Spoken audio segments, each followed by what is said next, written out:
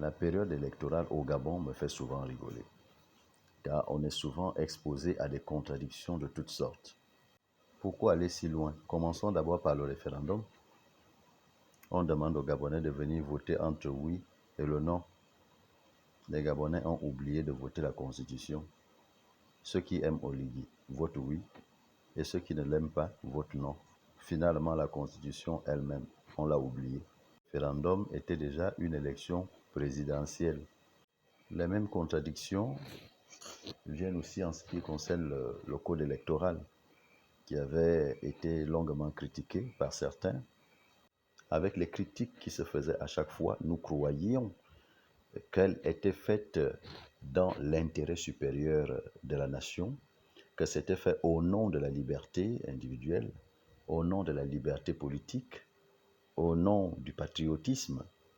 Mais a posteriori, on s'est rendu compte, après le rejet des candidatures de certains candidats, qu'on s'est rendu compte que ce n'était pas fait au nom du peuple ou l'intérêt supérieur de la nation. C'était fait sur la base du calcul des intérêts égoïstes. Beaucoup défendaient cela bec et ongle parce qu'ils savaient très bien qu'ils n'étaient pas mariés. Et ceux qui savaient qu'ils n'avaient pas tous les actes de naissance réunis et en bonne et due forme, sans oublier ceux qui étaient déjà certains qu'ils seraient disqualifiés puisqu'ils n'avaient plus l'âge requis pour se représenter.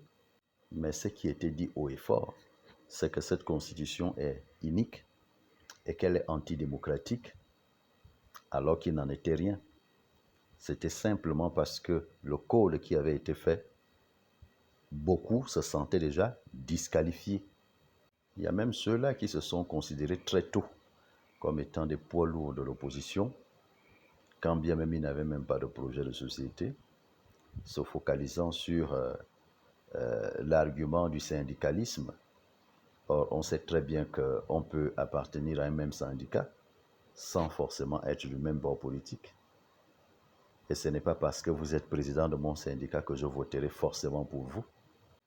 Maintenant, parlons un peu de la campagne elle-même, avec les candidats qui avaient été retenus.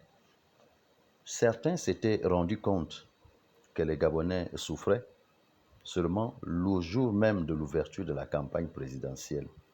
C'est-à-dire qu'avant, ils ne le savaient pas. Dans l'imaginaire d'un Gabonais, il n'y a que deux vrais candidats, Oligui Nguema et Billé Bizeu.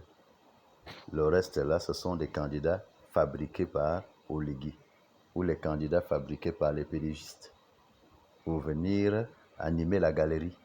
Pour eux, nous avons d'un côté Oligui qui serait le président des pédégistes et de l'autre côté, nous aurons Billé Bizeu qui est l'opposant principal. Tu entends que Oligui travaille bien, c'est vrai, mais je ne voterai pas pour lui parce que les pédégistes le soutiennent. Je préfère voter pour Billé Bizeu qui est un opposant. Mais ce qu'ils oublient, c'est que Billé Bizeu lui-même est un pédégiste qui est soutenu par les pédégistes eux-mêmes. Les pédégistes frustrés de ne pas avoir eu les postes ou frustrés d'avoir perdu ce qu'ils avaient auparavant. Sans oublier ces histoires de milliards qui auraient été mal distribués et qui ont amené Iloko à créer son propre parti, son propre camp, pour se présenter lui-même candidat. Alors, Billé Bizeu et Iloko sont-ils réellement des opposants? Bon, si Billé n'avait pas été viré Premier ministre, s'il avait été reconduit par les militaires, je ne pense pas qu'il serait opposant aujourd'hui. Et si l'argent avait été normalement distribué et que Iloko avait vraiment la part qui lui revenait, il ne serait pas candidat indépendant. Alors ce ne sont pas des opposants. Un opposant, c'est celui qui dit non, même lorsqu'il a encore tout à gagner. C'est ça un opposant. Pas celui qui dit non après avoir été viré. Pas celui qui dit non lorsqu'il n'a pas eu son dû. Parce que s'il avait encore tous ses privilèges, je dis bien ses possessifs, il n'aurait jamais changé de camp. Et tous les partis politiques qui ont toujours gagné les élections de 1993 à 2023, tous ces partis politiques de l'opposition soutiennent Oligui Nguema. Ça veut dire qu'Oligui serait aujourd'hui le grand représentant de l'opposition gabonaise. À cela vient s'ajouter le Parti démocratique gabonais, le PDG. Le PDG n'est qu'un parti qui vient s'ajouter à la somme des partis politiques de l'opposition. Alors, ça veut dire qu'Oligui n'est pas le candidat du PDG. C'est un candidat soutenu par le PDG et par les autres partis politiques de l'opposition. À la seule différence qu'il a choisi, c'est un choix politique, de rassembler et de faire avec tout le monde. Mais de l'autre côté, nous avons une autre forme d'opposition. Je peux dire que c'est une opposition exclusive, c'est-à-dire faire sans les pédégistes. En d'autres termes, pour eux, on peut très bien changer ce pays avec d'autres partis politiques, mais pas avec les pédégistes. Ironie du sort, parmi les militants qui les soutiennent et qui les acclament au quotidien, on compte aussi les militants du PDG. Lorsqu'on n'aime pas un parti, il faut aussi refuser ses militants ou ceux qui l'ont soutenu. Autre chose, on a voulu nous faire croire que dans cette élection, il n'y a qu'Oligui Nguema et Bilebise.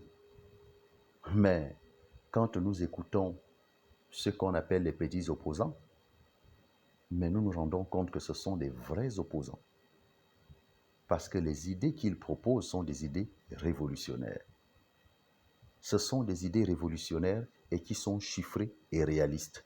Je ne sais pas si vous avez fait le même constat. Parce que quand on écoute le juriste, ce juriste parlait, le fiscaliste, monsieur Essingon l'a pensé, Alain Simplice et même Ibinga, je n'oublierai pas la jeune dame, entrepreneur gabonaise. Ce sont des candidats très percutants, éloquents, qui portent vraiment des projets révolutionnaires pour ce pays, avec une exemplarité morale et professionnelle avérée. Le débat concentré entre Oligui et Bilebise a mis un voile sur les vrais candidats eux-mêmes de l'opposition. Je ne les appellerai pas candidats de l'opposition, c'est vraiment ils apportent une alternative, c'est-à-dire ils reconnaissent ce qui est fait, mais ils disent que le Gabon peut être géré d'une autre manière, sinon mieux. La contradiction fondamentale, c'est sur Oligui Nguema. Beaucoup pensaient qu'il avait des problèmes d'expression. Vérification faite, non, il s'exprime très bien, à la seule différence qu'il n'est pas bavard. Je l'ai trouvé particulièrement respectueux, conciliant, posé, serein. Dans les réseaux sociaux, on nous a toujours donné l'impression qu'il n'avait pas un projet, mais on a vu un Oligui Nguema qui est détenteur d'un projet calculé, chiffré, avec un échéancier bien défini.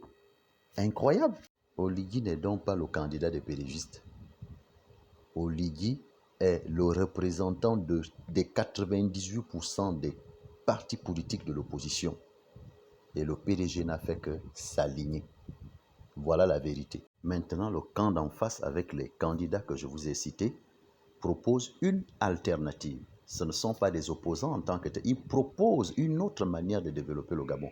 Je ne veux pas parler de ceux-là qui s'étaient mal partagé le butin et sont devenus opposants. Je ne parle pas de ceux-là. Vous pensez que Siemba Besso, Gervais Onyani, Paulette Missambo, Jean Ping et tout le reste des opposants que vous connaissez, qui ont dominé l'opposition gabonaise, se mettent derrière Oligui, c'est pour préparer un nid aux pédégistes?